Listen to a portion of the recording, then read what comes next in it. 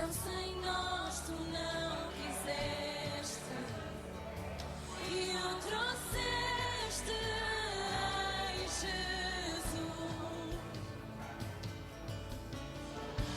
Amor maior que o meu pecado, quem nos pode?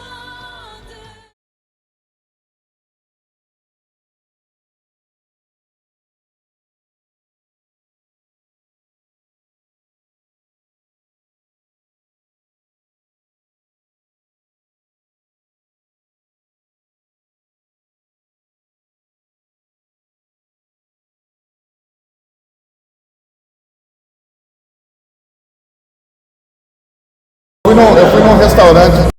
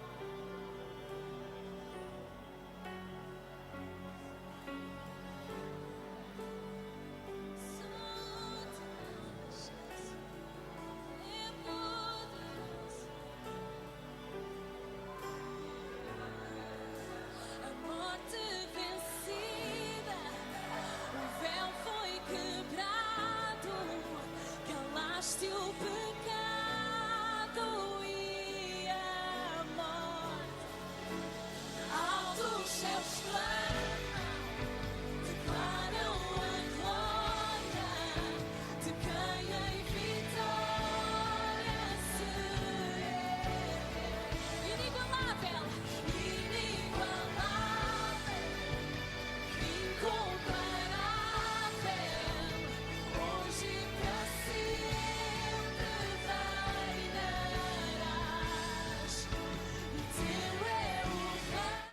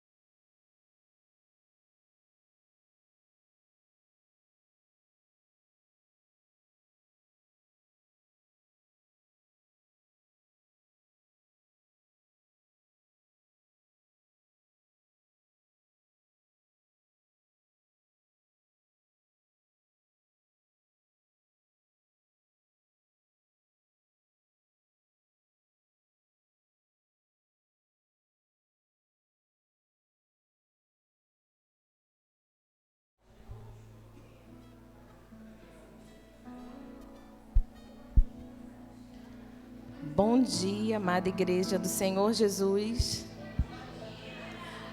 Bom ver vocês nesta manhã, rostinhos novos. Que a paz do Senhor esteja sobre nossas vidas neste dia. Nós já podemos sentir a presença do Senhor através dos sorrisos, através da comunhão.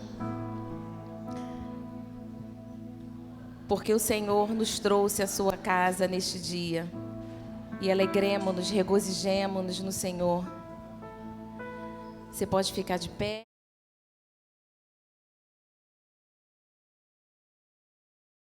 de unidade, de comunhão.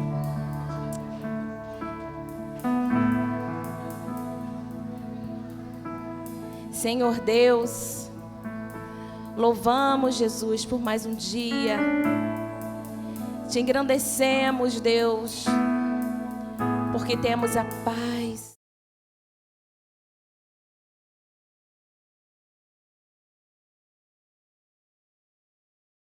Deus, e nós estamos aqui para, em unidade, como corpo, devolver ao Senhor em adoração através da nossa comunhão.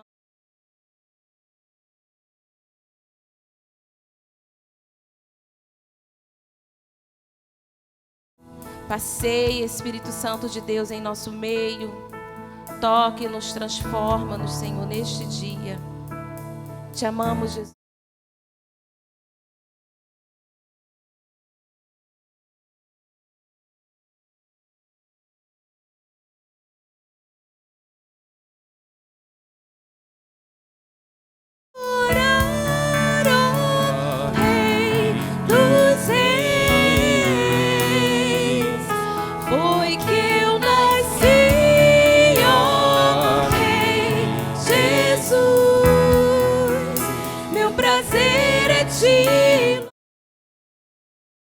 Meu prazer é estar nos átrios do...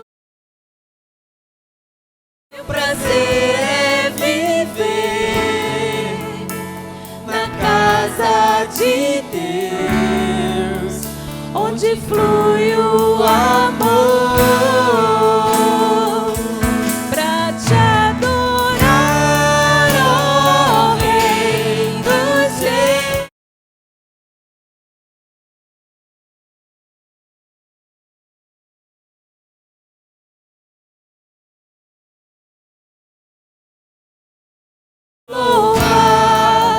Meu prazer é estar nos átrios do Senhor.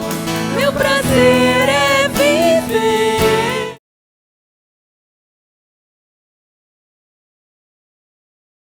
de flui o amor. Te celebramos, Senhor, te adoramos, Senhor, porque sabemos que o amor que flui na tua casa em unidade é de uma outra forma, e é da forma que o Senhor quer.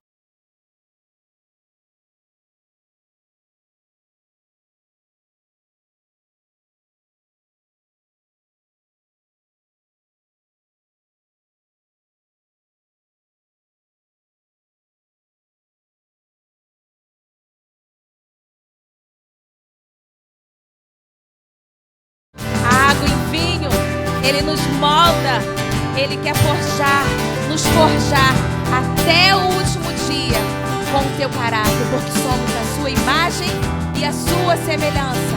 Vamos lá, adorar, celebrar esse Deus. Aleluia!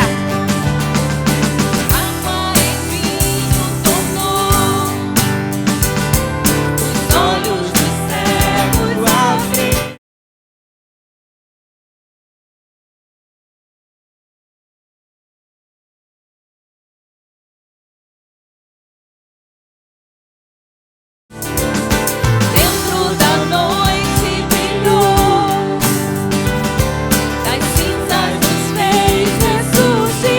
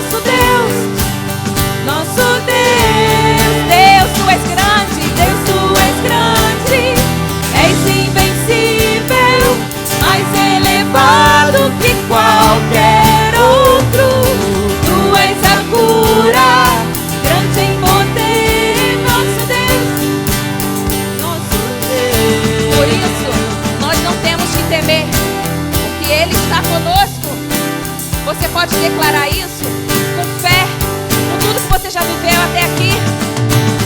Se Deus está conosco, quem pode nos temer? Se Deus está conosco, não há o que temer. Se Deus está conosco, quem pode nos deter? Se Deus está conosco, não há o que temer. Se Deus está conosco, quem pode nos deter? Se Deus está conosco, não há o que temer. Se Deus está conosco, quem pode nos deter? Se Deus está conosco, não há o que temer. Eu não temo, Senhor. Não há o que temer.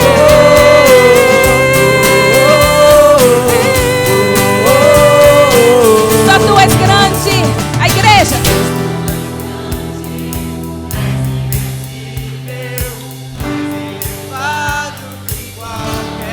Esse é o seu Deus, que é seu Pai. Aleluia. Nosso Deus,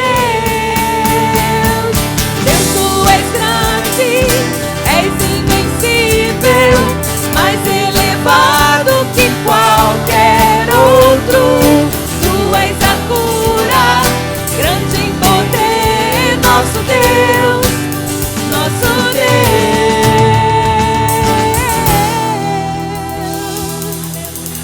Aleluia, aleluia, aleluia, aleluia. Aleluia. Aleluia. Aleluia.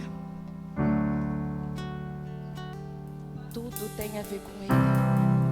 Só com Ele.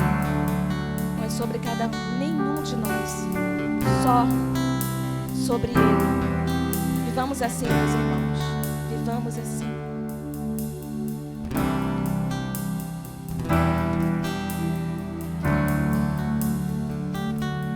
Mesmo que eu ande em meio ao frio, mesmo que eu vá correndo sem direção, mesmo que eu me canse de lutar ou esperar algo acontecer, mesmo que eu me encontre em meio ao caos, eu sei que tudo continua sendo dele. Eu sei que eu posso sempre andar com ele. Eu sei que o seu amor é duradouro e é para sempre. Eu sei que o seu amor é pra mim.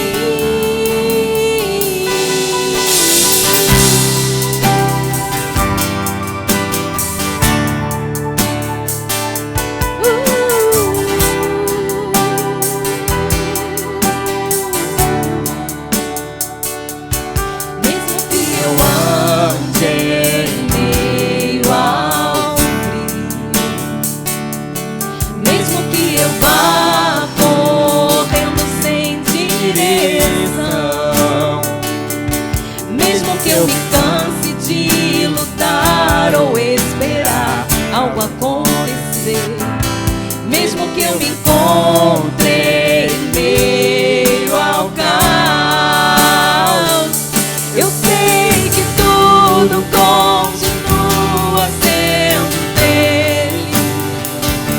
Eu sei que eu posso sempre andar com ele. Eu sei que o seu amor é duradouro e é para sempre.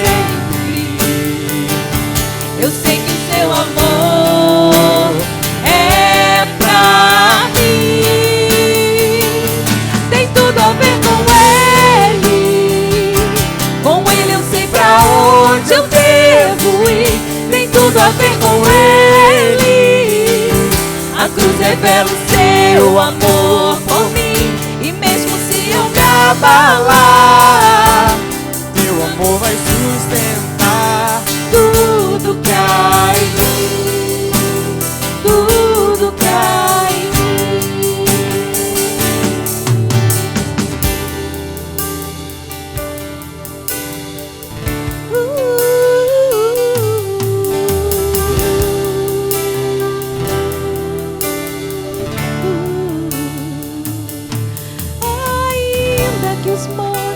movam, ainda que as colinas subam, o teu amor por mim permanecerá. Teu amor por mim permanecerá. Ainda que os montes se movam, ainda que as colinas subam, o teu amor por mim permanecerá. Teu amor por mim permanecerá. Ainda que os montes se movam, ainda que as colinas subam, o teu amor por mim permanecerá. Teu amor por mim permanecerá. Ainda que os montes se movam, ainda que as colinas subam, o teu amor por mim permanecerá. Ele permanecerá.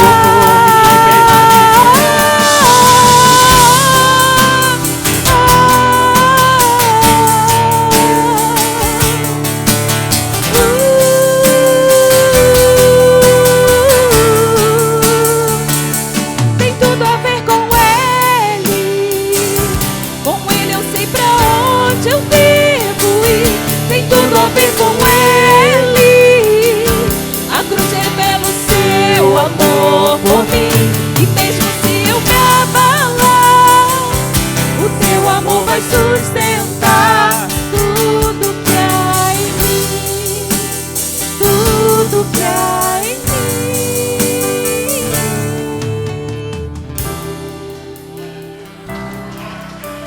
mim.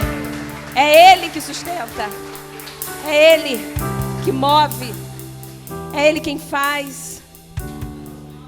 É tudo a ver com Ele, não é para o meu prazer, não é para a minha vontade, não é para os nossos desejos. Quando o Senhor faz por nossa vontade, o que nós desejamos, é mimo, é cuidado, é zelo de um Pai. Que você possa entender isso nessa manhã como eu tenho entendido, como todos nós temos entendido em algum momento da nossa vida. Aleluia, aleluia. Aleluia, aleluia. Não perca sua esperança, jamais. Esperança é fé com confiança, é descanso, é ação, mas é uma ação diferente. É uma ação em paz, em regozijo e em contentamento. Aleluia. Ele é doce, doce.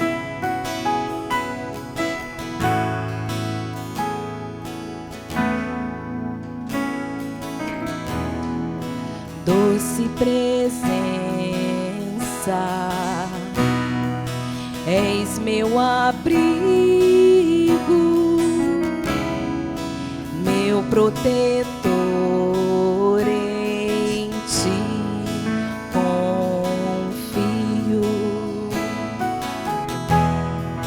Mesmo sem ver, eu posso crer que sua promessa está de pé,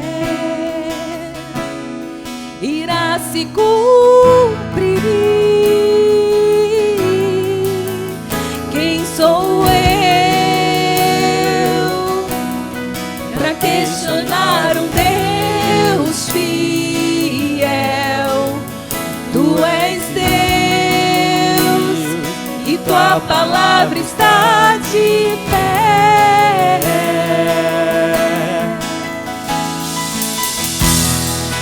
És minha âncora,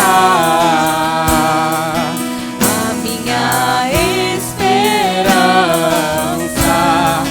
em que minha fé firmada está.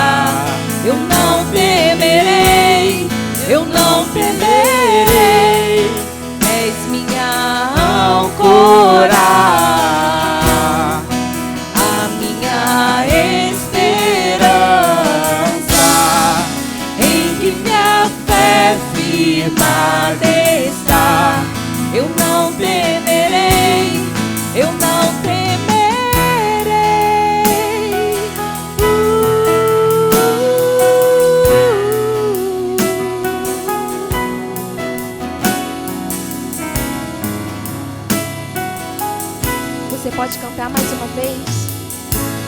você não se esquecer dessa presença.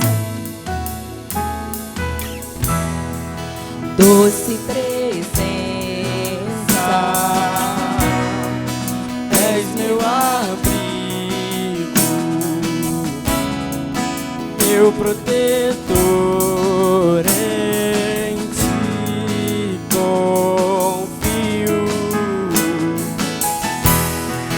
Mesmo sem ver, eu posso crer.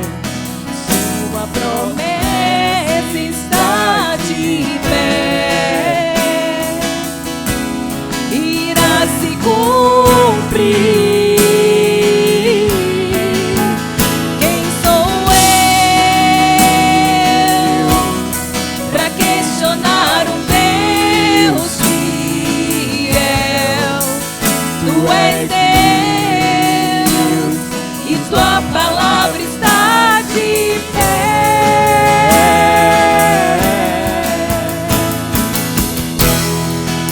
És minha âncora,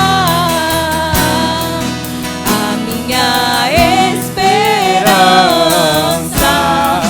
em que minha fé firmada está. Eu não temerei, eu não temerei. És minha âncora, a minha esperança, em que minha fé firmada está. Eu não temerei, eu não temerei.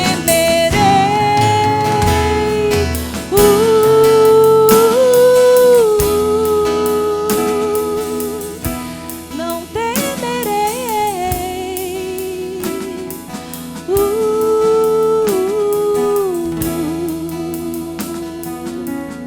Você pode agora, nesse momento, mergulhar nesse amor, mergulhar nesse rio. Aqui nós temos tantos rios, e quando nós mergulhamos neste rio, nós só ouvimos a voz do Senhor. Muitas vezes parece que nós vamos nos afogar, mas você sabe, eu sei que a mão dele está ali estendida. Mergulhe neste rio nesta manhã. Quando você se sentir desanimado, desamparado, lembra desses rios que nós conhecemos tão bem aqui na nossa cidade. O Senhor é como este rio. Ele flui com sua doce presença a todo tempo em nossas vidas. Então, Senhor, neste momento, clamamos, Senhor, que a sua doce presença inunda este lugar, Deus. Como aqueles rios que correm águas sem parar, Deus. E que nós possamos desfrutar desta doce presença. Eu não sei como os nossos irmãos estão nesta manhã, mas que essa doce presença, Deus, seja transbordante. De uma forma que quando nós estivermos ali durante aquela semana, sem entender, nós possamos sentir essa água fresca da tua presença sobre nós, Deus. Então, meu irmão, nesta manhã, decida, escolha viver debaixo deste rio jorrando, que não para de jorrar, porque Ele é Deus, Ele é Senhor.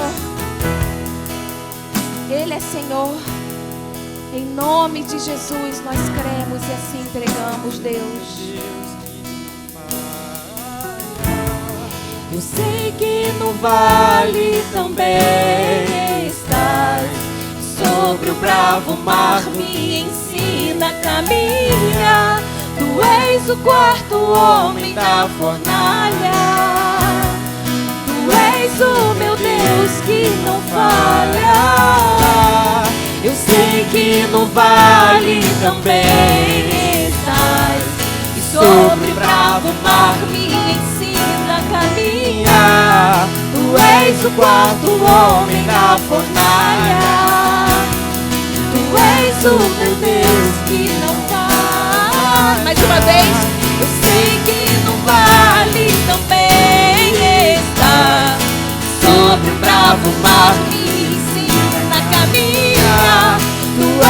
quarto homem na fornalha.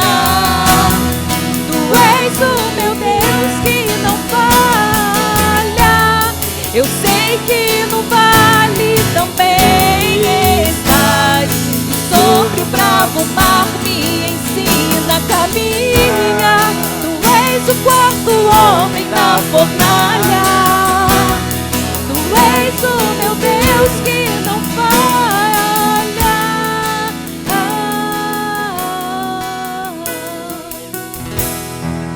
És minha âncora,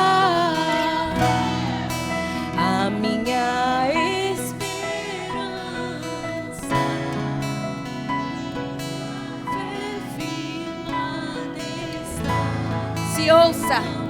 Se ouça o que você está cantando. Não temerei, és minha âncora,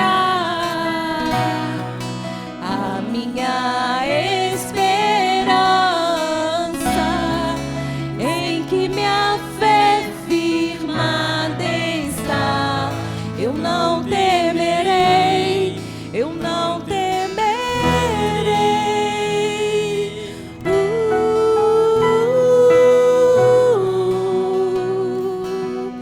Eu não temerei.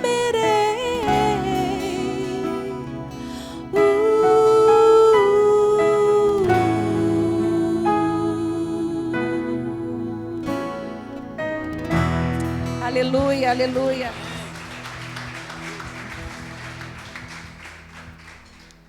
Pode se assentar. Eu não temerei, né? Não temas.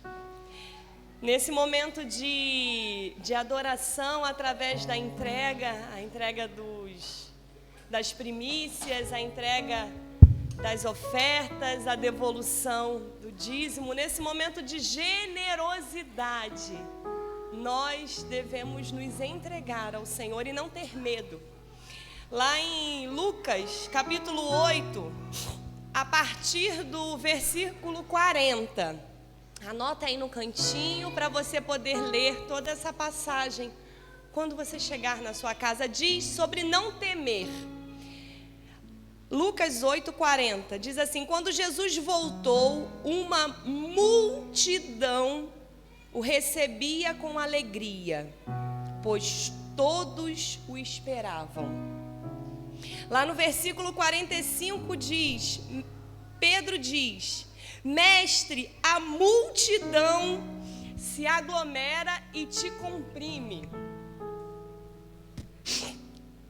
E aí, a partir do versículo 49 fala: enquanto Jesus estava ainda falando, chegou alguém da casa de Jairo, o dirigente da sinagoga, e disse: sua filha morreu, não incomode o mestre. Ouvindo isso, Jesus disse a Jairo: não tenha medo, eu não temerei, não temerei. Não tenha medo, creia somente, ela será curada. Quando chegou à casa de Jairo, não deixou entrar ninguém com ele. A multidão que aglomerava, a multidão que se alegrava, a multidão que o apertava, Jesus disse assim: fica lá fora, ninguém entra com ele. Enquanto isso, todo o povo estava se lamentando, chorando pela menina. Não chorem, disse Jesus, ela não está morta, apenas dorme. Versículo 53. Todos começaram a rir dele, porque sabiam que ela estava morta. Mas ele a tomou pela mão e disse: menina, levanta-se. E o espírito dela voltou, e ela se levantou imediatamente. Então Jesus lhe ordenou que lhes dessem de comer. Não tenha medo. Você está num lugar de adoração, num lugar de entrega. É um momento de entrega ao Senhor. Não tenha medo da multidão que ri, que se aglomera, que te aperta, que te questiona, que fala com você. Não tenha medo. É quem você é perante a Jesus. Jesus pegou na mão daquela menina e disse: levanta-se. E ela se levantou. E o momento da celebração é onde Jesus disse, lá no 55, Então Jesus lhe ordenou que lhe dessem de comer. É para comemorar, é para celebrar, é para adorar, e é por isso que estamos aqui. Não se preocupe com o que a multidão fala, o que ela diz. Tem horas que ela ri, tem horas que ela chora, tem horas que ela questiona. Mas o Senhor olha o seu coração, a sua fé, a sua adoração, a sua entrega. O hino que iremos adorar fala que o Senhor é bom, bendiremos ao teu nome porque Ele é bom. Não olhe para a multidão, Ele é bom. O Senhor, Ele recebe nessa manhã a sua oferta, o seu louvor, a sua adoração. Ele recebe o dízimo, Ele recebe a primícia, Ele recebe a sua voz, Ele recebe, porque Ele é bom e devemos adorá-lo para sempre. É fazer o que Ele diz. Então deem de comer, é comemorar, é celebrar, porque Ele é bom e estamos aqui para adorá-lo através das nossas ofertas, do nosso louvor. Eu quero te convidar a se colocar de pé. Se você está aí com o seu envelope, entregue ao Senhor, saiba que é o momento de entrega. Não olhe a multidão, olhe o que Ele tem para você. Senhor, estamos aqui, ó Deus, nesse momento de entrega, e nós te bendiremos, Senhor. Não queremos olhar a multidão, queremos olhar para si, porque Tu és quem recebe a nossa adoração, nosso louvor nessa manhã, e por isso, ó Deus, te bendiremos. Receba, Senhor, receba a nossa gratidão nessa manhã, receba, Senhor, o nosso louvor. Senhor, nós já te agradecemos pela porta de emprego que vai ser aberta. Nós já comemoramos, ó Deus, a promoção, ó Deus, no trabalho. Nós já, ó Deus, te agradecemos por tudo aquilo que vamos conquistar. Não queremos olhar a multidão nessa manhã, porque Tu és bom. Receba a nossa adoração, nosso louvor, nossa oferta, nossa primícia, o Teu dízimo nessa manhã, porque bendiremos o Teu nome, Jesus. Amém.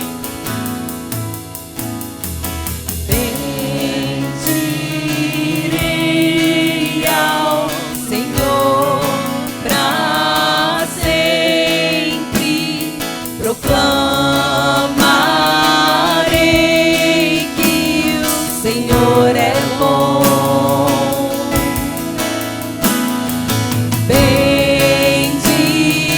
Bendirei ao Senhor pra sempre, proclamarei que o Senhor é bom. O Senhor reina, reinará com majestade. O Senhor reina em justiça e em verdade. O Senhor reina, reinará com majestade.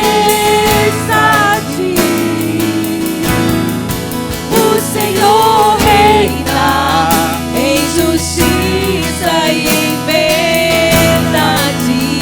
Te exaltamos, Senhor.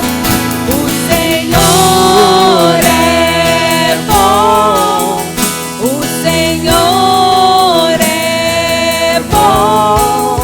Sua misericórdia dura para sempre. O Senhor é bom. O Senhor é bom. Sua misericórdia dura para sempre. Obrigada, Senhor. Poder sentar, amados irmãos. O Senhor é bom. Amém, glória a Deus, graça e paz, bom dia. Você está feliz com Jesus? Amém? Você vai continuar feliz com Ele, porque em Cristo encontramos uma esperança que não nos decepciona. Amém?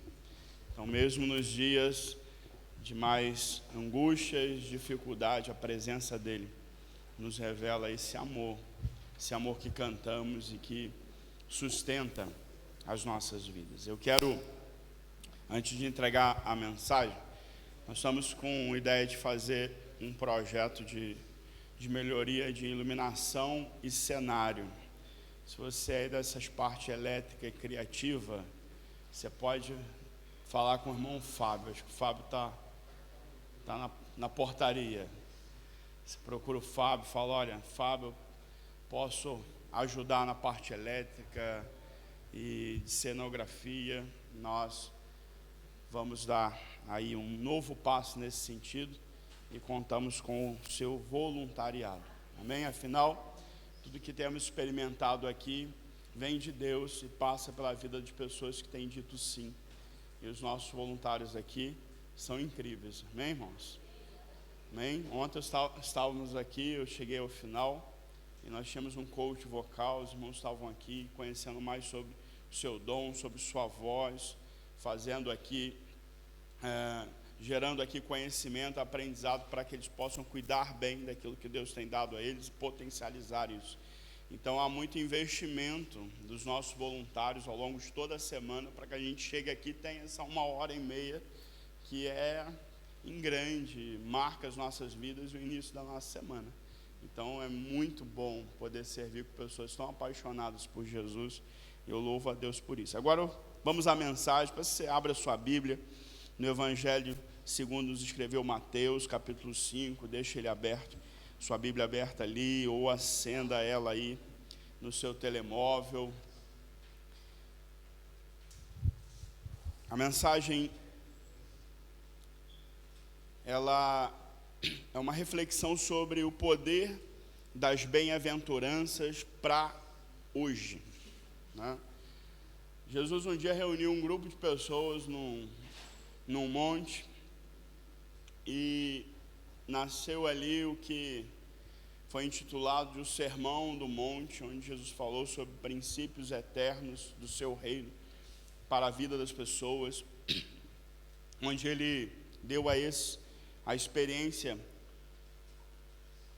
de uma oração completamente diferente de uma vida religiosa que eles conheciam. O povo conhecia a Deus através dos profetas, dos patriarcas da história, mas de repente Jesus fala assim: deixa eu ensinar vocês a orar a um Deus que é Pai. Isso mudou a nossa história para sempre. Uma oração que nos ensinou a ver e nos relacionar com um Deus como Pai.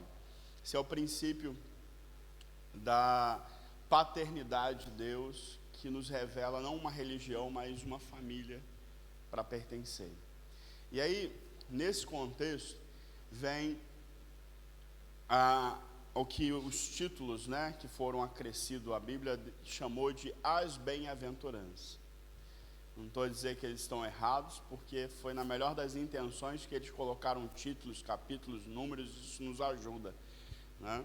Mas, de alguma forma, isso talvez para algumas pessoas, né, colocou o foco disso que foi nomeado as bem-aventuranças numa direção errada, como se existe uma busca pela felicidade. Então eu vou buscar essa aventurança, essa bem-aventurança. Enquanto que Jesus não falou de bem-aventuranças. Jesus falou de bem-aventurados. Não é sobre o que está lá, é sobre o que eu sou aqui. E o que está ao meu redor e que constantemente está a mudar, pode continuar a mudar, mas o que eu sou, não alguém à busca de uma bem-aventurança, de uma alegria, de uma felicidade, mas alguém que é bem-aventurado, que está nessa condição. Tem um filme do Will Smith de 2006, né, A Procura da Felicidade, é o tema do filme. Você já viu? Então quem não viu, eu vou te dar um spoiler. Lamento por você, né? Mas vá hoje a um stream e assista. Esse filme é extraordinário, extraordinário. Porque ele revela a condição humana. As pessoas estão em busca de felicidade. Para o personagem do Will Smith, um pai um filho de 5 anos, recém-divorciado, e o divórcio pontuado ali por uma das coisas que mais separam casais, que não é questões relacionadas a afeto, traições, mas é dinheiro. Essa é uma das principais causas dos divórcios. E aquela mulher começa a ver o marido como um fracassado e desiste dele. Mas ele não desistiu dele, e também não desistiu do filho. E ele nomeou que se ele conseguisse ser bem sucedido, ele seria feliz. E ele luta muito por isso. E ali tem lições de superação e muitas coisas. O filme, ele de fato, ele acrescenta. Mas ele revela uma questão. Muita gente está colocando um alvo para a sua felicidade. Quando ele chega nesse alvo, e aí vem o spoiler, desculpa mais uma vez, ele diz, essa pequena parte da minha vida chama-se felicidade. As pessoas veem o filme, veem esse final e falam assim, viu, ele ficou feliz. Ele se tornou uma pessoa feliz porque ele agora é uma pessoa bem-sucedida. Mas tem um pormenor nessa fala desse personagem que revela que essa felicidade, ela não é toda a sua vida, mas ela é um capítulo, uma fração, um momento da sua vida. Porque essa é a realidade da felicidade sem a perspectiva da vida em Cristo. Elas são momentos de euforia, momentos em que as coisas estão a correr bem, você gosta daquilo que você está experimentando, aí você diz, isso é felicidade. Mas de repente, uma notícia mal bate a porta, e aí você diz, agora eu estou triste. E vivemos nessa oscilação que faz parte da realidade humana. Mas se nós vamos ser afetados nessa oscilação ao ponto de desestimular-nos a viver como muitos hoje estão nesse quadro clínico, de não ter mais vontade de viver, né? Estão em uma depressão, em um burnout, está mal, as coisas não têm mais luz, nem tem mais cor, não tem mais sabor, e é nessa cena da vida que nós não podemos estar nela. E por que não podemos estar nela? Porque há em nós uma bem-aventurança. Há em nós uma verdade que Jesus destaca na vida daqueles que estão com Ele, de que mesmo que as cenas da vida não correspondam às nossas expectativas, nós estamos enxertados, plantados em um reino superior a esse mundo. Eu gosto das bem-aventuranças, eu vou ler agora com você. Se você está com a sua Bíblia aí, Mateus 5, do verso 2 ao verso 12, e ele começou a ensiná-los dizendo, bem-aventurado os pobres em espírito, pois deles é o reino dos céus. Se nós parássemos nesse texto, Jesus tinha dito tudo o que é ser bem-aventurado na perspectiva de ser alguém que está nele. Porque as bem-aventuranças, como foi chamado, ela não é capítulos isolados ou virtudes isoladas para que as pessoas tenham. Pensam sim dessa forma, mas não é. Ser bem-aventurado é alguém que está no reino dos céus. Por que ele está no reino dos céus? Porque ele se tornou digno ou participante das misericórdias de Deus. Ele foi empobrecido, ele desistiu de ser alguém sozinho e decidiu renunciar isso para ser um pobre, mas um pobre não pela miséria humana, pela miséria social, pela miséria cultural ou qualquer que seja, não. Ele decidiu ser um pobre em espírito. Na sua essência, ele decidiu renunciar o seu egoísmo, renunciar a sua autossuficiência, renunciar a tudo isso e dizer assim, eu não sou ninguém se eu não tiver Deus na minha vida. Aí o texto diz que o pobre em espírito, ele tem, é dele, isso não é, ele vai ganhar, já é dele o reino dos céus. Se parasse aí, está tudo bem, por quê? Porque o que Jesus está ensinando é um caminho, e um caminho pressupõe um início e um lugar fim onde você vai estar. E nesse caminho, ele já disse, o lugar fim é vocês estarem participando do reino de Deus, porque o reino de Deus é para vocês. E aí quando você estiver lá, aí ele dá alguns outros informações. Quando você vive nessa condição de ser um pobre em espírito, e você está num reino dos céus que é seu, que foi lhe dado pela misericórdia de Deus, é seu isso. Aí acontece tanta coisa com você, como por exemplo, você é bem-aventurado quando você chora, porque você é consolado. Ou seja, quando coisas ruins te acontecem, você simplesmente sabe que você pode colocar isso para fora, porque há um ambiente para isso. Há uma segurança para você. Você não está sozinho. Porque se você está a chorar, tem alguém para te consolar. Porque Deus nunca vai estar longe de você, Ele vai sempre estar com você. E ele continua, bem-aventurados os humildes, pois eles receberão a terra por herança.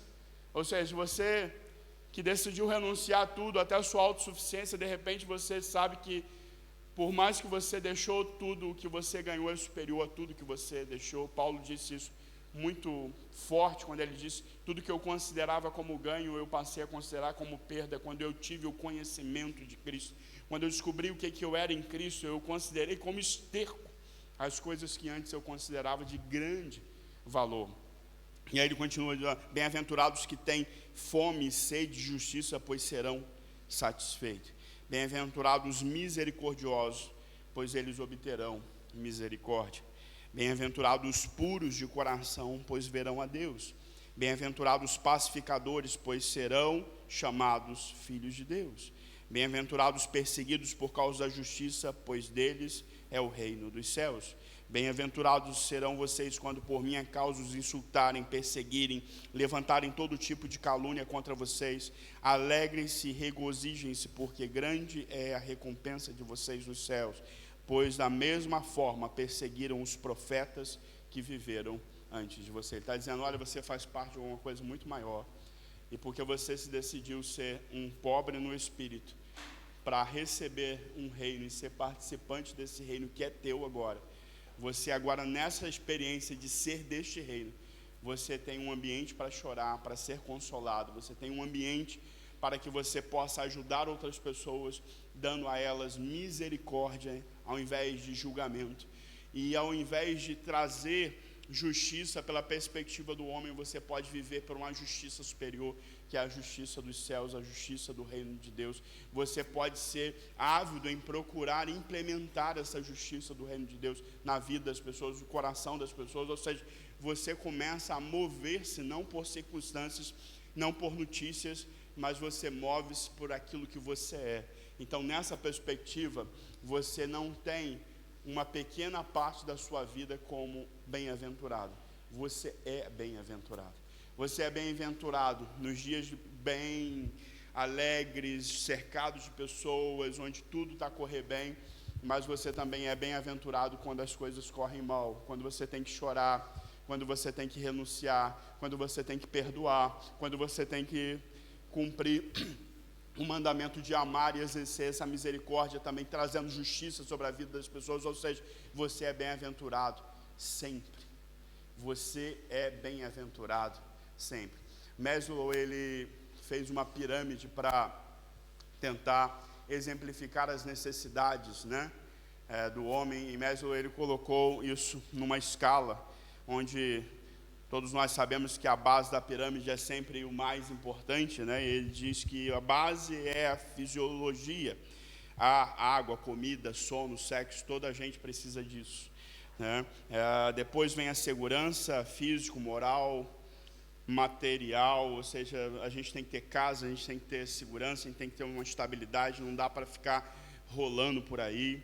Você tem que ter um aspecto social bem resolvido, amor, afeto, comunicação, amizade, intimidade sexual, ser parte de algo, estima, né? Sua autoestima tem que estar bem resolvida para você, tem que estar olhando para si, bem resolvido, ter uma visão ajustada sobre si, né?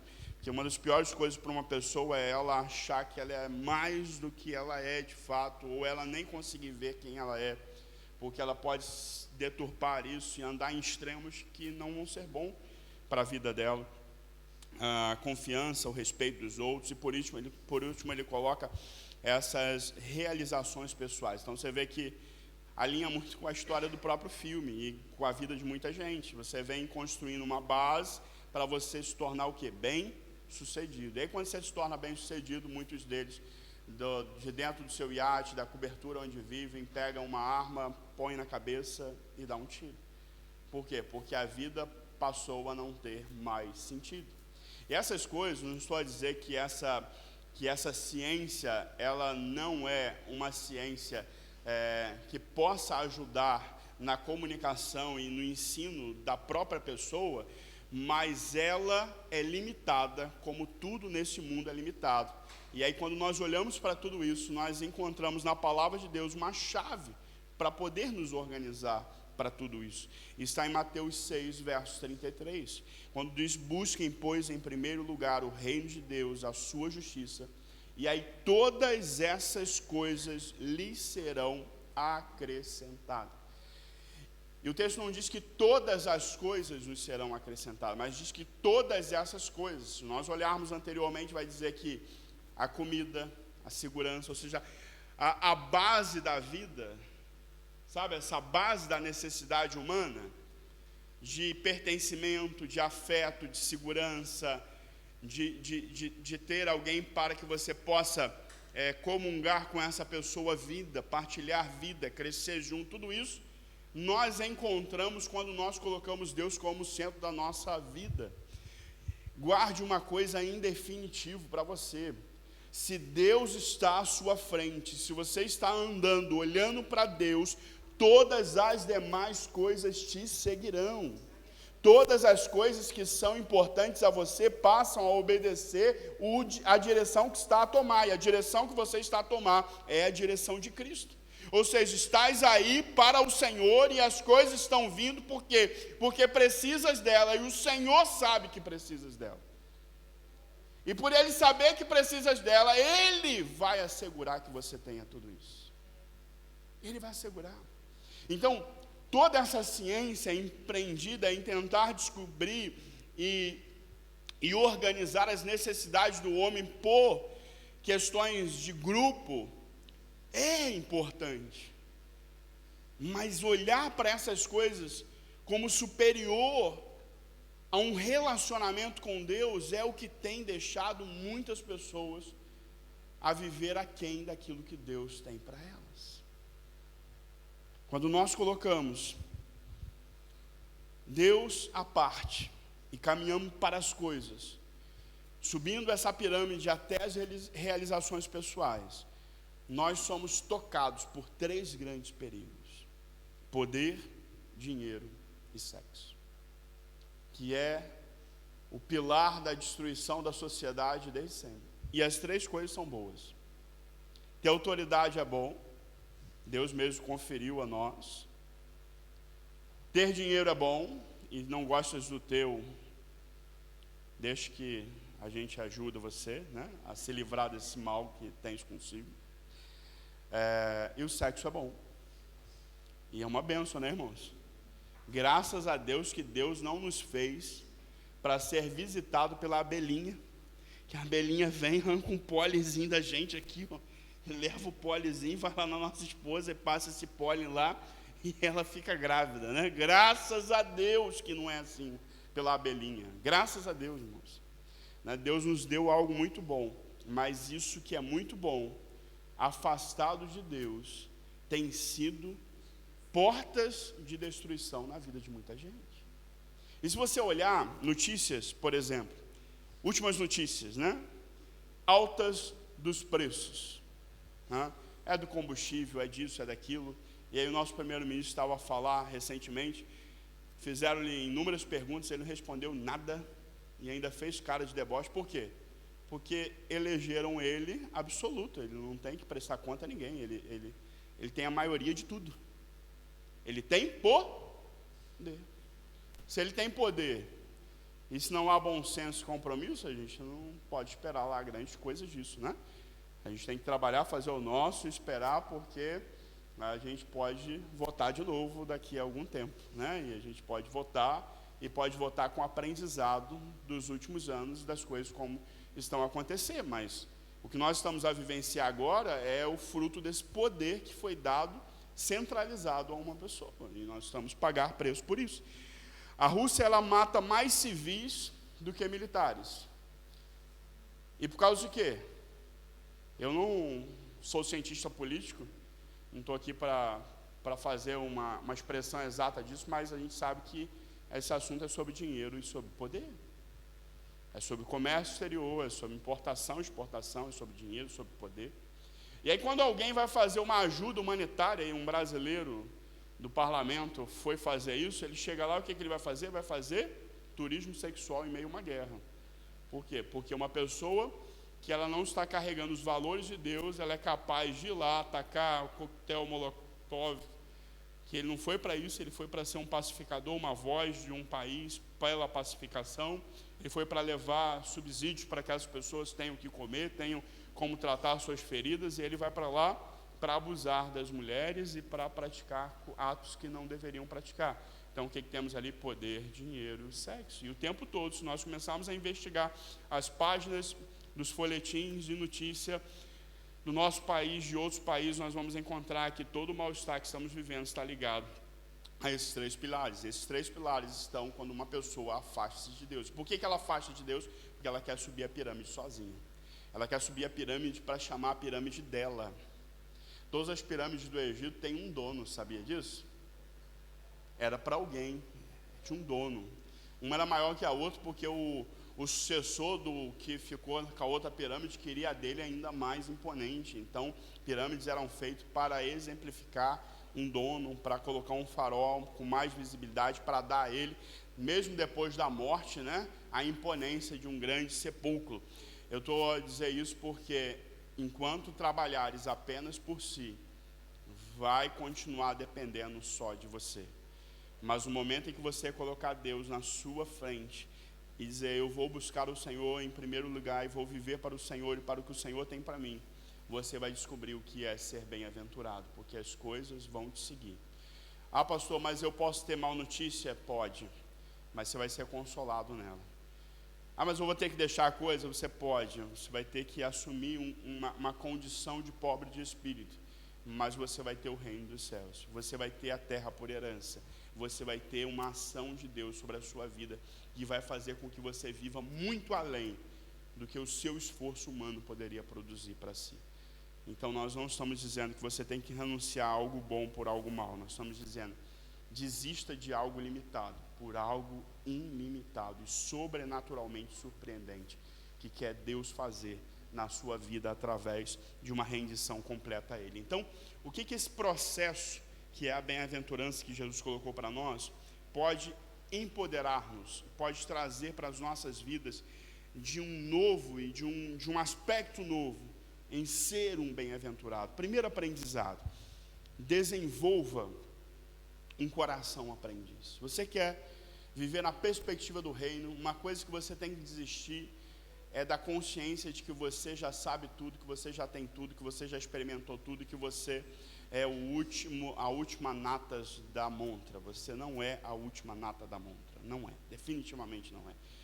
Você vai aprender, se você se permitir, até a última experiência de vida consciente que você tiver nesse mundo. Enquanto você tiver consciência, vida, ar para respirar, você pode aprender até o último segundo, porque nós fomos feitos para isso e nós estamos vivendo ainda em uma vida limitada. Então, para que eu continue aprendendo, uma das coisas que eu tenho que entender é que eu não estou em um estágio superior. E se eu quero conquistar, eu tenho que me submeter para que eu possa aprender e me alinhar, para que eu possa crescer. Olha como eu cresci com os meus discipuladores, como eles me esticaram, como foi bom decidir sentar à beira de alguém para espreitar a vida deles, para ver como que eles fazem as coisas, né? Os coaches dizem que isso é modelar, né, as pessoas. Não sei, eu simplesmente encontrei homens de Deus que tinham muitas coisas boas, mas também tinham erros. E eu não aprendi só com as coisas boas, não. Eu aprendi também com os erros dele.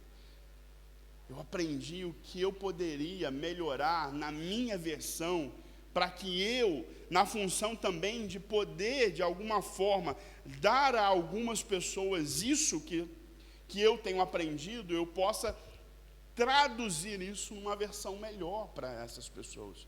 Mas isso requer que a gente possa desenvolver esse pobre em espírito, ser esse pobre em espírito. O texto diz: bem-aventurados os pobres em espírito, pois deles é o reino dos céus. A autossuficiência nunca levou ninguém a nada. Olha, gente, eu já vi cenas muito terríveis, e como pastor, algumas vezes saí de atendimento chorando. Eu fechei a porta, despedi da pessoa, fui chorar e disse: Senhor, mas ele não deixou ajudar em nada, saiu daqui cego, vai se destruir, vai se arrebentar.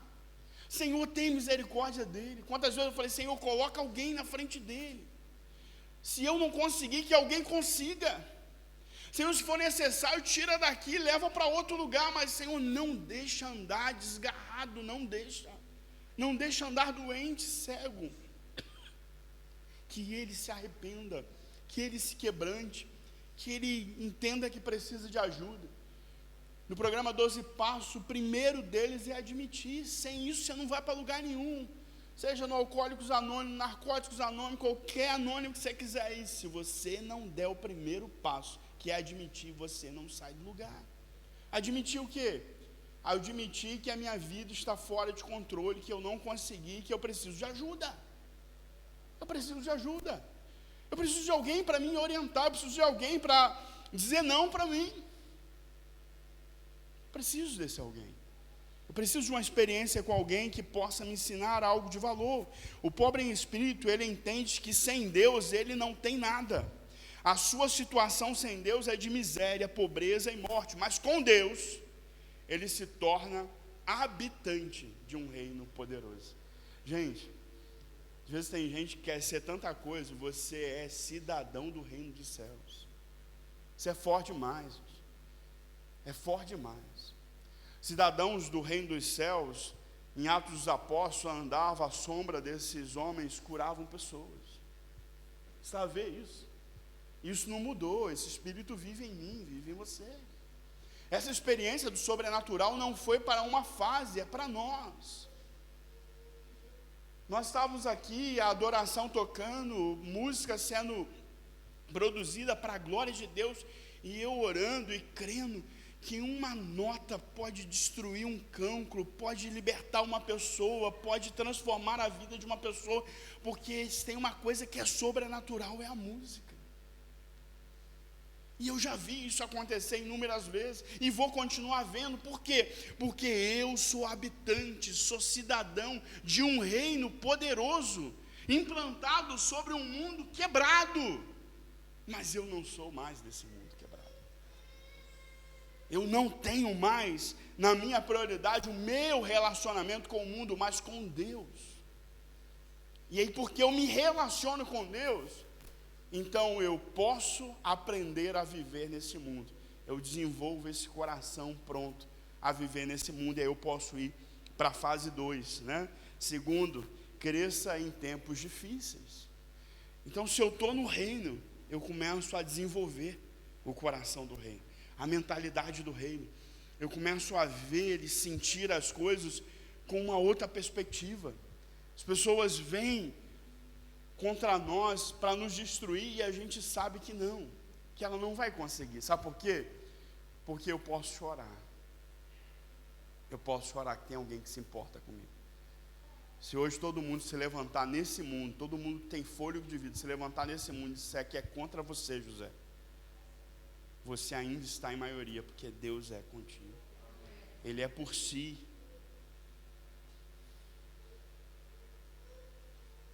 Bem-aventurados que choram, pois são consolados. A religiosidade tirou de muitas pessoas, sabe o quê?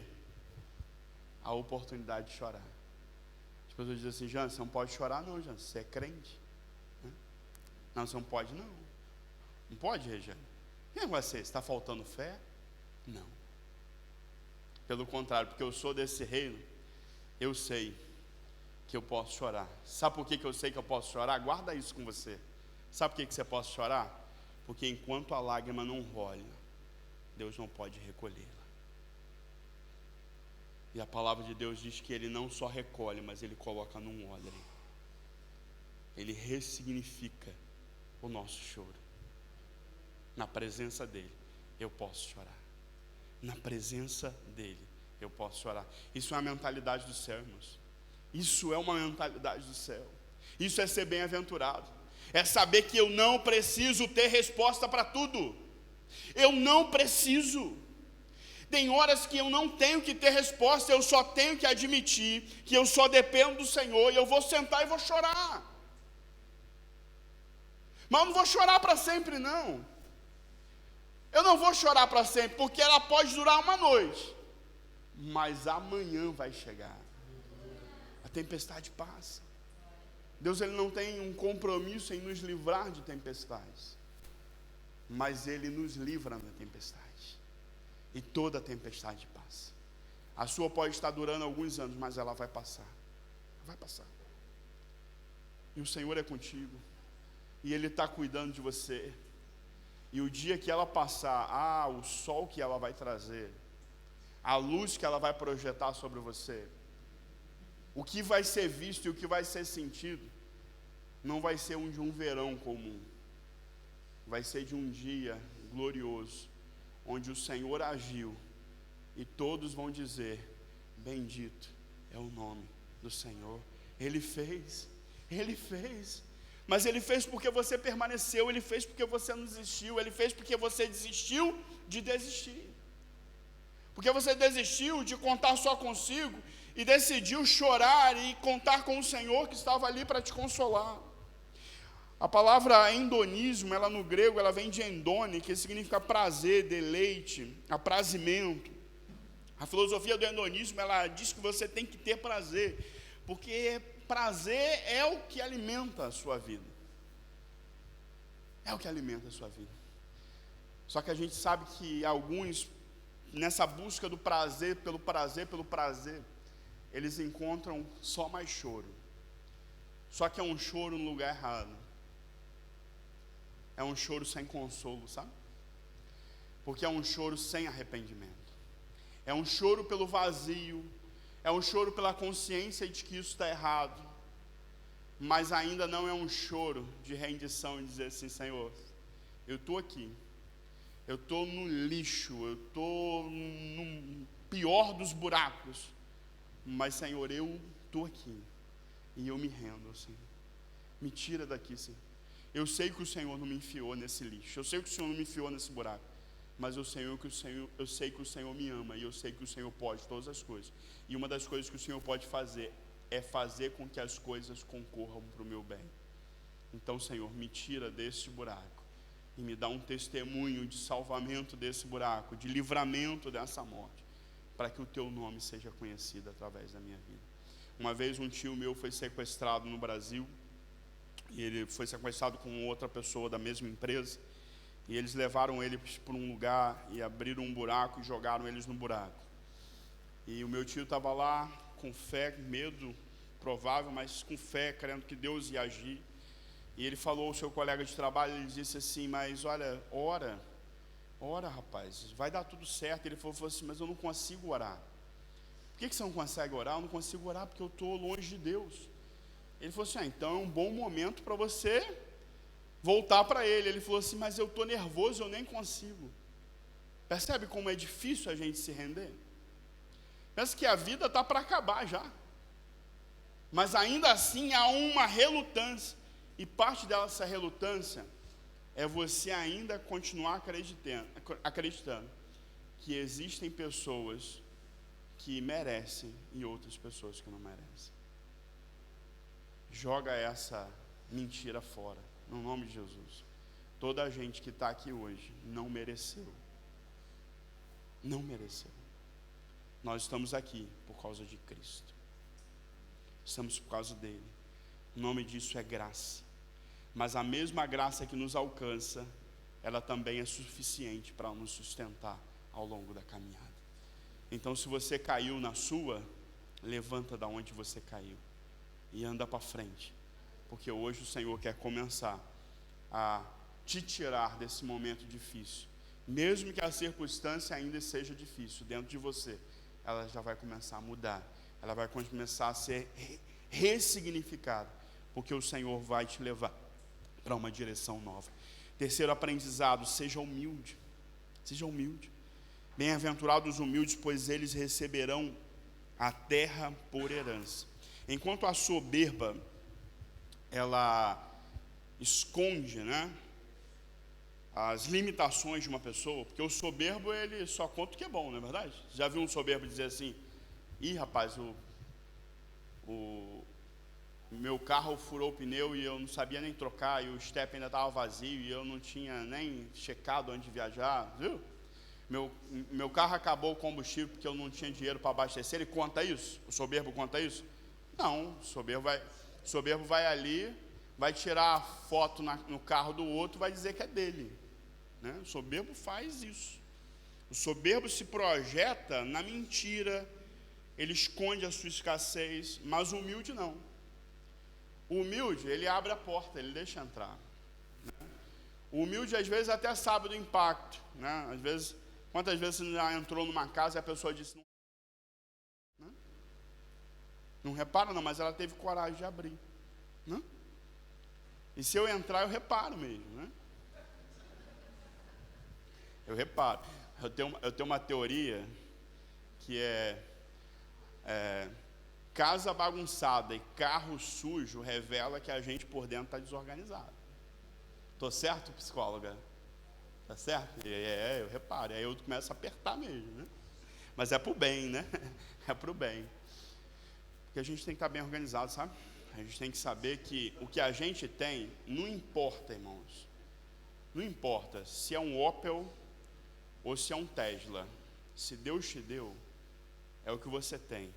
Viva com isso. Seja humilde. O humilde não é o retrato de um fracasso. O humilde é o coração que sabe que ele ainda não atingiu o teto. O que ele tem ainda não é tudo que ele pode ter, mas é o que ele tem agora. O humilde é como Paulo, que diz: eu não alcancei tudo, mas o que eu tenho, né, aqui, olha, e porque eu ainda me falta, o que eu faço? Eu ainda deixo ainda isso para trás e corro para mais adiante. Ou seja, eu estou em constante processo de crescimento. Isso é ser humilde. Humilde é a gente não ter vergonha de dizer às pessoas: eu fracassei. Eu fracassei. Porque talvez vai ser a última vez que você vai ter que dizer que fracassou nesse aspecto da sua vida.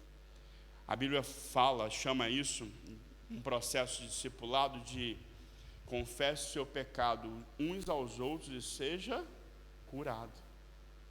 Seja curado. Isso é humilde. É eu chegar e falar assim: Rodrigão, como é que você está? E o Rodrigo vira e fala para mim assim: pastor, subi o drone no meio das árvores aqui e agarrei o drone, né? E aí depois Deus dá uma outra oportunidade. O drone voltou para a mão do Rodrigo. Está lá, amém? Você vai subir no meio daquela árvore de novo, Rodrigo? Jamais, né? Por quê? Porque a gente aprende. Agora, irmãos, e se estivesse escondido? Quanta coisa a gente esconde, né? É debaixo do tapete, é no nosso... nas nossas memórias não reveladas, não confessadas. Quantas coisas a gente não conta? E o que isso está fazendo, bem ou mal para você? O humilde, ele diz: eu estou aqui, eu sou isso aqui só. Mas o texto é tão poderoso que ele diz que esses humildes, eles recebem a terra por herança. Isso é poderoso demais.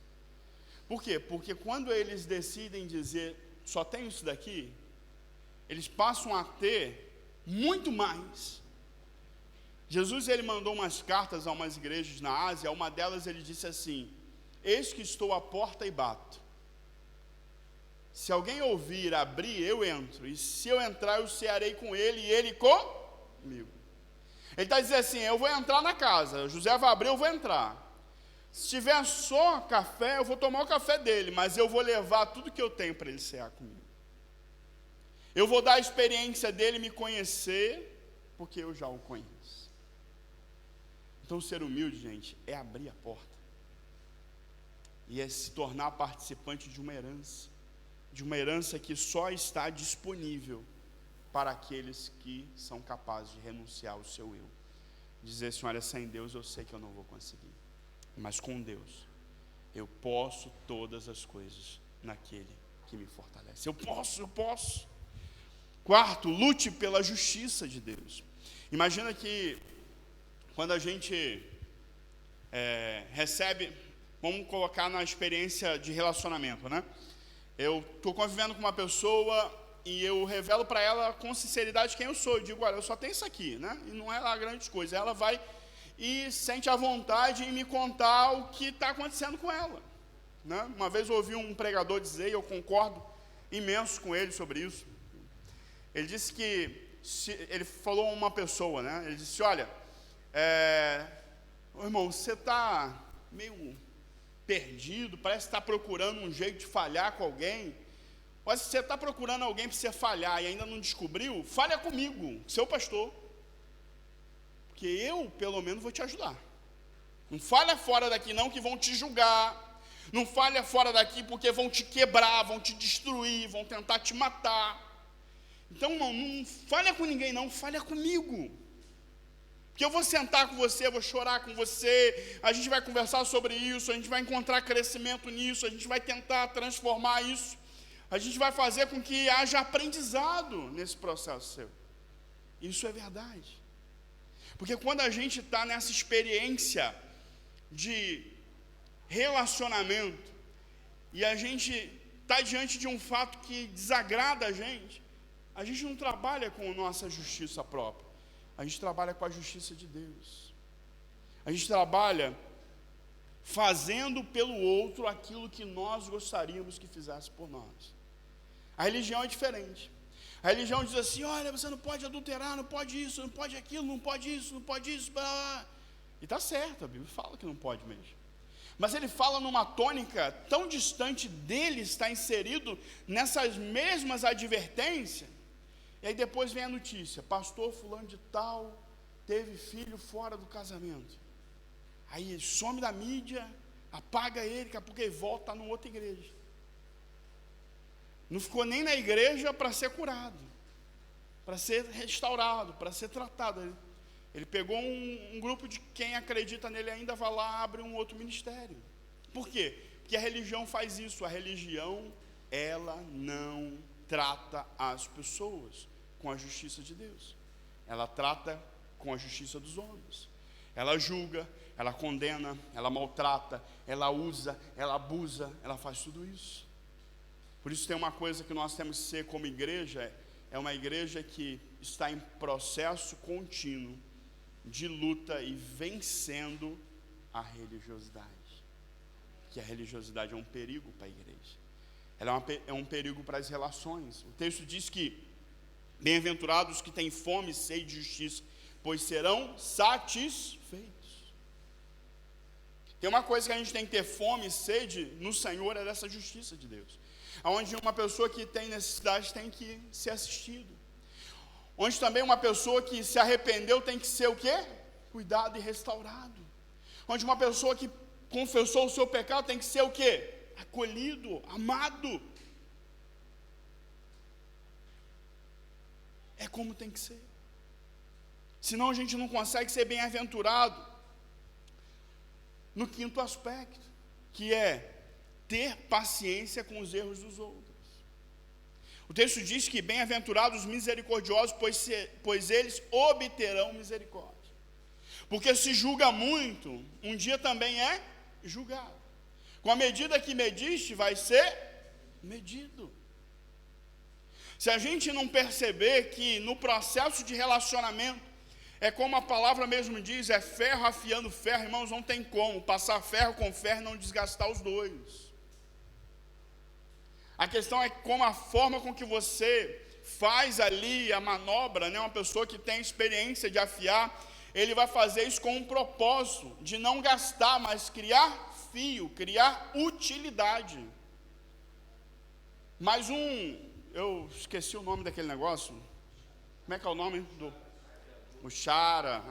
Tem uma pessoa entendida aqui, né? O chara, né? O chara, você tem um chara 20 anos, ele gasta, não gasta? A questão é que a gente acha que pode afiar todo mundo e não reconhece que a gente também está se gastando com isso. A gente também está se dando nisso e a gente também está ficando cada vez mais vulnerável. É quando eu mexo com o lixo psíquico de alguém que isso afeta o meu e eu também começo a ter problema na mesma área. Nós precisamos que eles entender que toda a gente está vulnerável, mas todos nós estamos numa mesma família, temos um mesmo Pai, temos um mesmo Espírito, temos uma unidade, temos um amor que nos governa e uma justiça que é superior à justiça dos homens, que é a justiça de Deus. Então, olhando nessa perspectiva, não tem nenhum pecado no outro que eu tenha que perdoar que seja maior do que o pecado que eu fui perdoado em Cristo Jesus. E quando eu percebo isso, tudo muda. O pastor Eiberuba, ele diz que nós devemos corrigir sabendo separar o problema da identidade pessoal. Então, eu vou aqui, segundo o pastor Eibe, eu vou pegar o Jansen e vou tratar o pecado dele, mas eu vou amar o Jansen. É assim que tem que ser. Agora, o que a gente faz? A gente não quer ver o pecado longe dos nossos arraiais, a gente quer ver o pecador longe dos nossos arraiais. O pastor Eber também, ele disse que enquanto você não quiser ter, né, as ovelhas que ninguém quer ter, você não vai ter as ovelhas que todo mundo quer ter. Ele fala isso para pastores, né? O pastor só quer a nata da nata, o filé do filé. Sabe aquela que chega do pet shop para a sua igreja? Desembaraçada, penteadinha, com um lacinho, toda bonitinha? Essa você quer. Mas enquanto você não aprender a lidar com os carrapichos, e tirar e limpar e fazer o trabalho pastoral, você não está apto para cuidar daquilo que é precioso, que está pronto para você.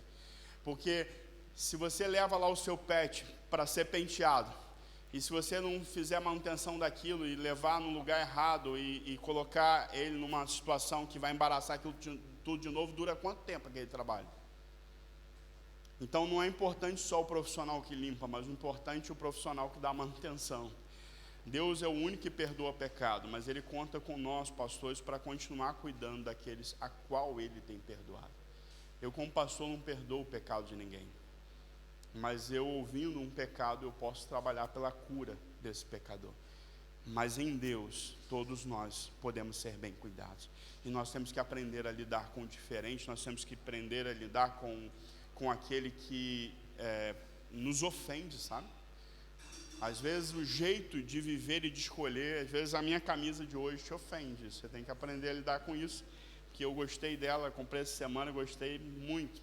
E já falaram tanto dela que eu acho que ninguém gostou. Então todo mundo me zoando.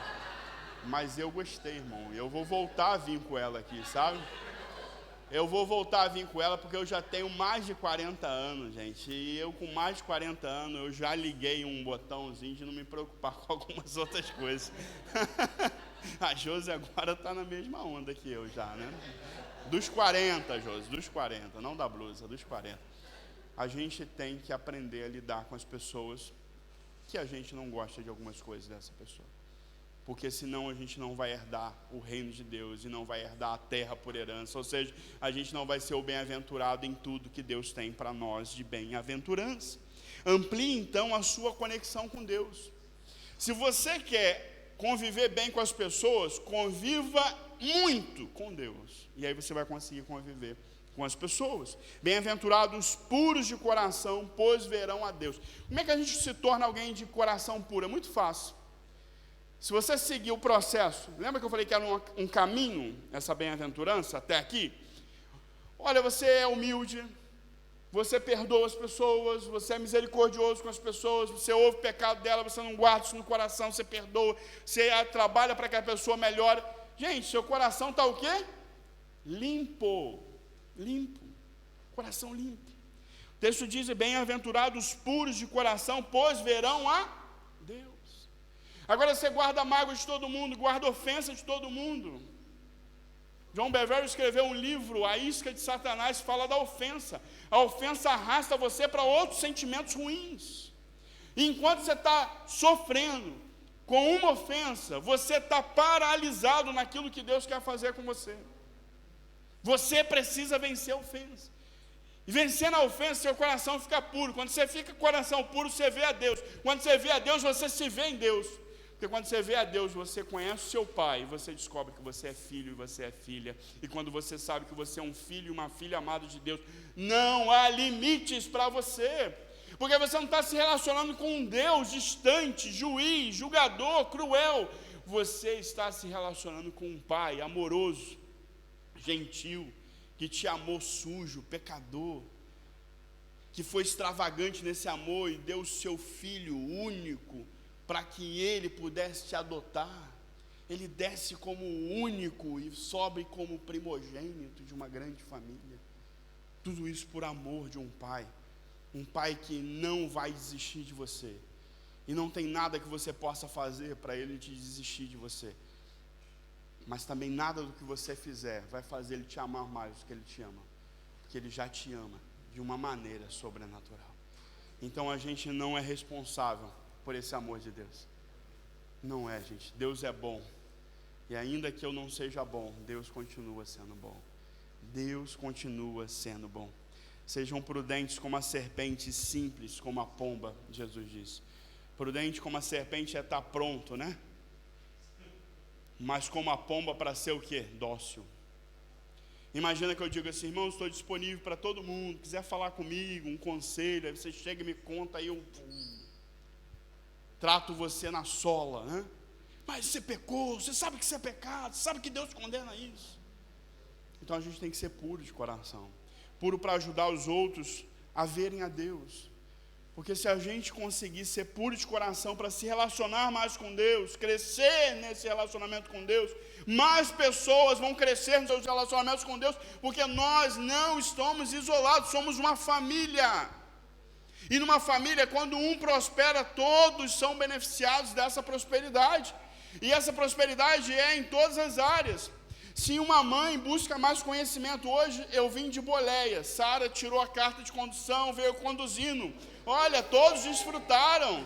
Danielzinho veio assim: parabéns mamãe, parabéns mamãe. Ou seja, porque ela cresceu, eu já pude vir de Boleia. As crianças sabem que vai diminuir as vezes que andam a pé por aí, porque quando eu não tiver, a mãe vai pegar o carro e vai sair com eles. Toda a gente cresceu porque alguém decidiu crescer. Se mais pessoas aqui decidirem imergir mais no seu relacionamento com Deus, nós vamos ir para outro nível. Porque vida vai afiar vida, experiências mais profundas vão nascer, testemunhos mais poderosos vão nascer, e aí os sinais e as maravilhas vão acompanhar os que creem. Os que creem. Não tem limite para o que Deus vai fazer. Sétimo, promova a paz. Gente, se você vê Deus e o amor de Deus, não tem como você não ser um promotor da paz. Não tem como. Bem-aventurados os pacificadores, pois serão chamados filhos de Deus. Bem-aventurados os pacificadores. Olha, alguns dias atrás eu disse que Paulo, né, falando sobre Paulo decidiu combater o bom combate. E a gente tem que decidir, porque combater toda a gente combate, mas a gente tem que decidir combater só os bons combates, né? Guerra tem pra gente toda hora tem alguém criando uma guerra, toda hora. Eu estava na mesa com um amigo, e ele estava me contando uma história de muito tempo atrás, que ele falou que na infância lá uma pessoa brigou com um amigo dele, brigaram lá, né? E anos depois, esse amigo foi lá, bebeu além da conta, o álcool fez um efeito, ele bateu na casa dessa pessoa, chegou lá chamando, falou assim: fulano, sai daí. Ele: não, o que você quer? Sai daí. Eu lembrei quando a gente era criança, eu tenho um negócio para resolver com você, eu vou resolver esse negócio hoje. Ele falou: eu vou resolver com você não, isso para mim é passado já. Aí, como ele não entrou naquela briga, no dia seguinte ele recebe a ligação do amigo: ô rapaz, me desculpa, pô, eu bebi, rapaz, fiz besteira, já me falaram, me perdoa e tal. Olha só, combater o bom combate. Qual é o nosso papel? Ser pacificador. A pessoa chega já atribulada, Tudo que ela não precisa ouvir de você, eu te avisei. Ela tem que ouvir de você o quê? Vamos orar por isso. Vamos orar por isso, que bom. Obrigado pela sua confiança. Obrigado por você me contar. Obrigado por você partilhar seu coração. Olha, eu sei, isso aí é muito difícil mesmo, mas vamos orar por isso. Vamos buscar sabedoria em Deus, para a gente sair desse negócio junto. Você não está sozinho não, tem amor nessa casa, tem cuidado nessa casa, tem provisão nessa casa, você não está desamparado não, a gente vai sair disso sozinho. Você não vai sair disso sozinho, você vai sair disso com a gente vai sair junto. E a gente vai ter um testemunho junto para contar dessa história toda. Isso é um pacificador. Isso é um pacificador. O ditado diz: quando um não quer, dois não. Quando tem um pacificador, e os pacificadores, eles são chamados filhos de Deus. Por quê? Por quê? Como que o Filho de Deus, o unigênito Filho de Deus se comportou? Na prisão, no julgamento, na crucificação, como ele se comportou? E quando ele ressuscitou? Né? Porque quando estão te batendo, estão te pisoteando, e você sabe que a força sobre você é grande, você vai segurando. Mas se alguém te der um Red Bull, aí você quer matar todo mundo, quer se vingar. Jesus, quando saiu ressurreto daquele túmulo, ele poderia se vingar, concorda? Todos aqueles que estavam envolvidos na sua morte estavam ali, mas ele se vingou? Porque ele era o Filho de Deus, e porque ele veio pacificar, ele veio para dizer: Pai, perdoa-lhes, porque eles não sabem o que fazem. Eu sei mais sobre o futuro do que o meu inimigo que está incomodado com o meu presente. Eu sei que se eu não entrar em briga com quem quer briga comigo, mas eu pacificar, eu sei que em todas as coisas o Senhor estará comigo, e a bondosa mão de Deus vai estar comigo, e em todas as coisas, nas regiões celestiais, eu vou ser mais que vitorioso. Eu vou ser. Eu só preciso estar do lado certo. O filho, ele não é reconhecido pelas suas batalhas que ganha, mas pelos lugares que ele pacifica. Guarda isso. Escreve isso em algum lugar. Joga isso para a sua rede social, mas não deixe isso sair de você não. Você não vai ser conhecido pelas brigas que você trava, mas pelos lugares, pelas situações, pelas histórias que você pacifica, porque é ali que você vai ser honrado como um filho de Deus. E por último, tenha posicionamento espiritual. O texto diz que bem-aventurados os perseguidos por causa da justiça, pois deles é o reino dos céus. Ele diz no início e no final que o reino dos céus é para aqueles que estão com ele. Ele diz: olha, os pobres em espírito, é deles o reino dos céus.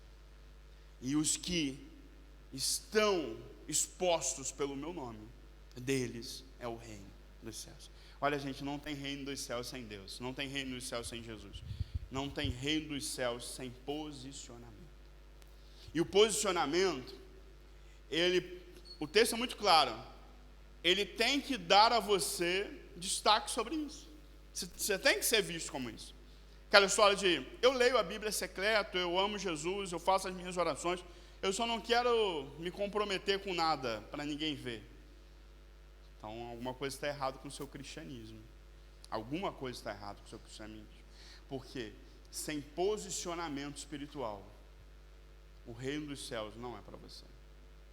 Gente, no mundo espiritual não tem campo neutro. Não tem. Ou você está ou você não está. Ou você é ou você não é. Não tem cima do muro, não tem campo neutro, não tem. O mundo inteiro é dividido em duas categorias. E não é por sexo, cor, raça, gênero, nada. É os que estão em Cristo e os que ainda não estão em Cristo. Eu gosto de colocar assim porque eu creio que o Senhor está sendo longânimo para que a gente possa ter mais tempo de falar com aqueles que ainda não estão. Mas o mundo inteiro se divide entre a noiva de Cristo e aqueles que ainda não são a noiva de Cristo, aqueles que ainda não são da família de Deus, ainda são estrangeiros, forasteiros. Mas nós não somos nem estrangeiros nem forasteiros, nós somos concidadão dos santos e membros da família de Deus. É isso que eu sou, é isso que você é. Então se posicione, não tenha medo. Eu coloquei lá no grupo de informação da igreja, falei, gente, vai para as redes sociais, avisa do culto, convida pessoas, marque pessoas no que a gente está fazendo. Vamos divulgar as boas novas, vamos compartilhar as boas novas. Mas talvez isso vai te expor, e vai. E pessoas não vão gostar e não vão. E elas vão comentar mal e vão fazer mesmo. E alguns vão até criar oposição a você, vai acontecer. Mas eu quero te dizer que isso tudo não corrobora para você negativamente, mas pelo contrário, isso dá testemunho de que o reino dos céus é seu também. Isso testemunha do lado que você está, das responsabilidades que você tem assumido para fazer parte do reino dos céus. Marcos 5, no verso 12, diz que alegrem-se e regozijem-se, porque grande é a recompensa de vocês nos céus, pois da mesma forma perseguiram os profetas que viveram antes de você. Você não está sozinho, nem para caminhar, nem na história de perseguição. Gente, não tem nada de mal que falaram para um crente que não falaram para muitos crentes já. E se muitos já conseguiram superar isso sem se ofender, que essa é a questão. Ah, então não gosta de mim, eu também não gosto de você. Ah, não quer, então eu também já estou te excluindo. Gente, os filhos de Deus são os pacificadores. Os pacificadores. Você não tem que brigar, você não tem que discutir, você nem tem que enfiar o seu cristianismo goela abaixo de ninguém, porque você não converte ninguém. Isso é obra do Espírito Santo de Deus. Mas você tem que ser testemunha, porque para isso você também recebeu o Espírito Santo. Para ser testemunha aqui, ali e até os confins da terra.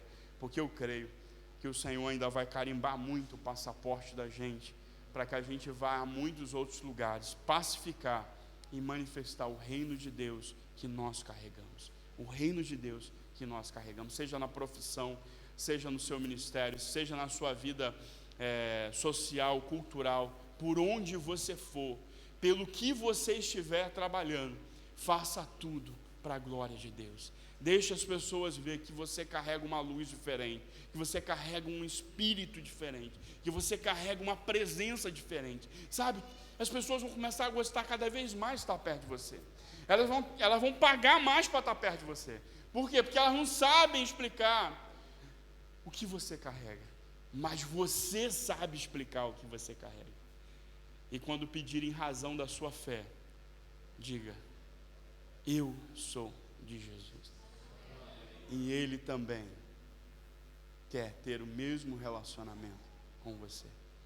Feche seus olhos. Se veja agora nessa mensagem. Nessa mensagem você vê-se como alguém bem-aventurado. Alguém disposto a aprender, alguém disposto a ser misericordioso, alguém disposto a ser humilde, alguém disposto a ajudar o próximo nas suas reconstruções, a não julgar, mas a abençoar, a promover a paz, a justiça de Deus. Como você se vê? Como você se vê?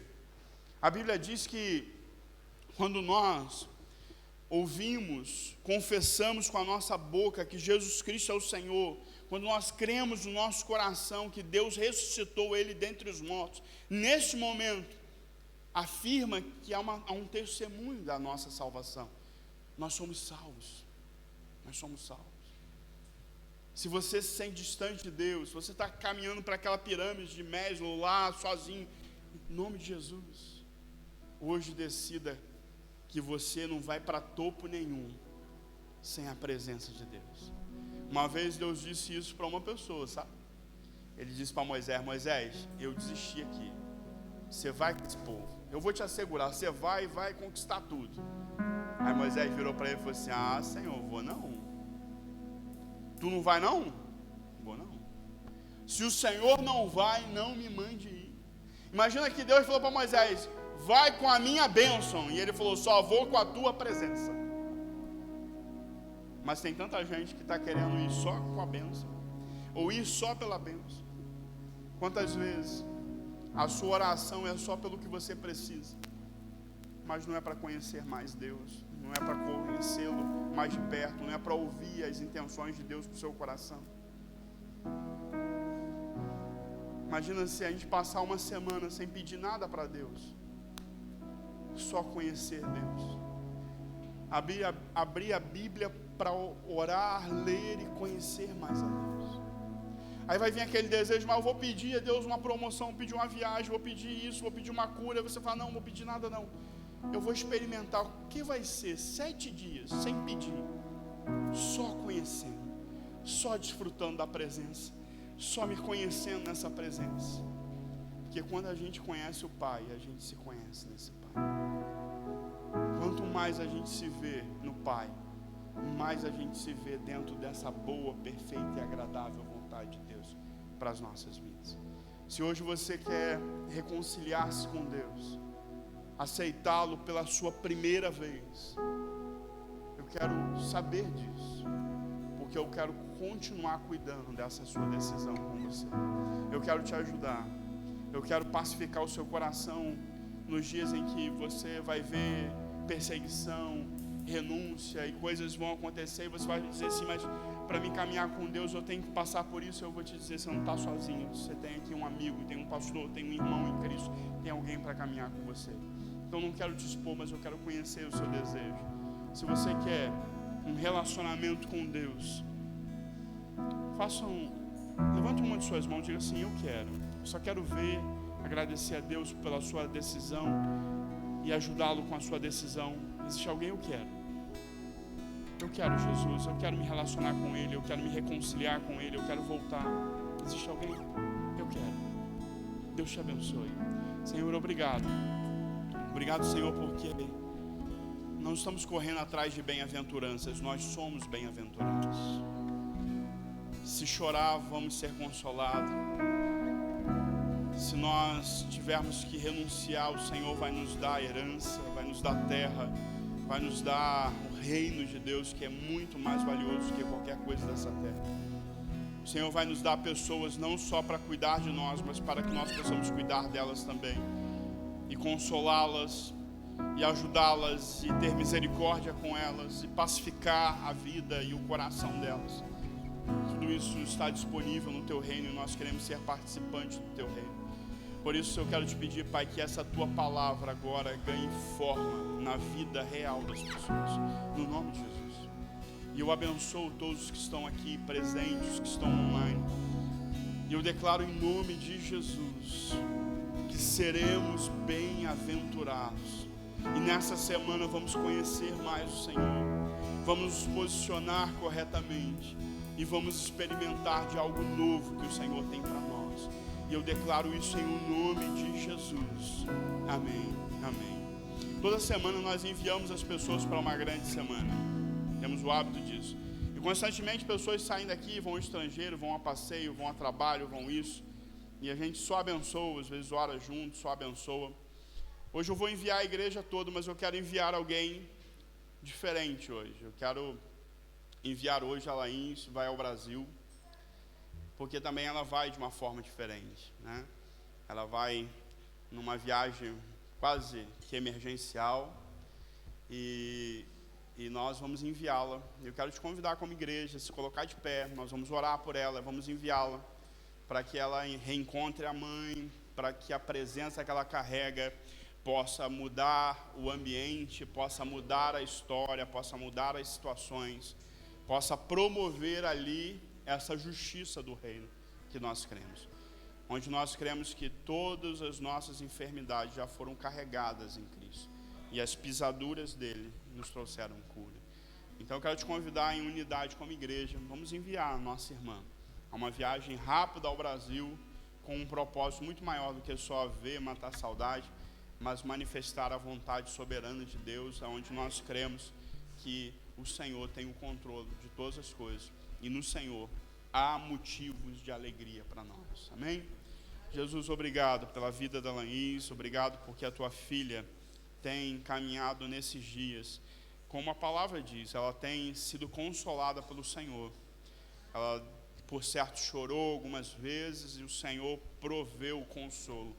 O Senhor secou as lágrimas, o Senhor providenciou os recursos, o Senhor organizou a agenda, e a tua filha agora vai se deslocar até o Rio de Janeiro. Vai reencontrar sua mãe, sua família. Mas eu declaro em nome de Jesus que ela não está indo sem a tua presença. Mas ela está indo não só com a tua presença, ela está indo no teu nome. E nós como igreja a enviamos.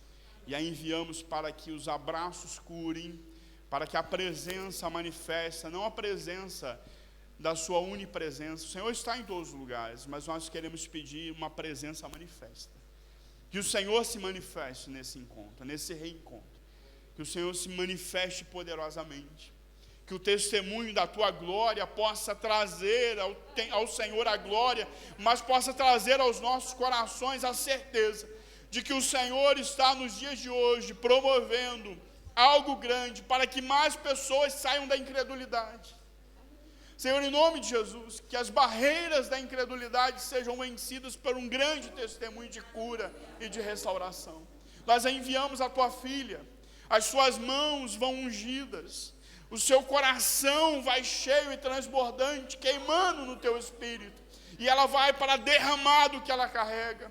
E não serão lágrimas, Senhor, mas será a cura, a unção, a restauração e o poder de Deus. E assim nós cremos que ela voltará do Brasil para confessar tudo que o Senhor fez como um grande testemunho à tua glória. Enviamos e aguardamos o retorno e confiamos que o teu nome será glorificado. Então, Espírito Santo de Deus, prepara o ambiente para que o nome de Cristo seja glorificado. E é no nome de Jesus que enviamos. Amém e amém. Deus te abençoe. E a vocês, a sua melhor semana de sempre. Por isso, com lágrimas, com regozijo, nós vamos sempre celebrar. Porque a nossa força é nele, é nele. Vamos se renovar para a glória dele. Nossas forças irão se renovar se esperarmos no Senhor, esperarmos no Senhor. Nossas forças irão se renovar se esperarmos no Senhor, esperarmos no Senhor. Tu és a força que traz a esperança, pois só tu és o eterno Deus, tu és o eterno Deus, que nunca irá deixar seus filhos. Tu és o nosso defensor, o Deus consolador, nos segue quando estamos fracos. Nossas forças irão se renovar se esperarmos no Senhor, esperarmos no Senhor. Nossas forças irão se renovar se esperarmos no Senhor, esperarmos no Senhor. Ó Deus, tu és a força que traz a esperança, pois só tu és o eterno Deus, tu és o eterno Deus, que nunca irá deixar seus filhos. Tu és o nosso defensor, o Deus consolador, nos segue quando estamos fracos. Vá adorando, louvando, nessa certeza, porque eu só estou aqui porque eu tenho experimentado desse Deus, dessa força que Ele tem me erguido e tem defendido. Não é por mim, é tudo por Ele, é tudo sobre Ele. Aleluia, glória a Deus. Deus nos abençoe.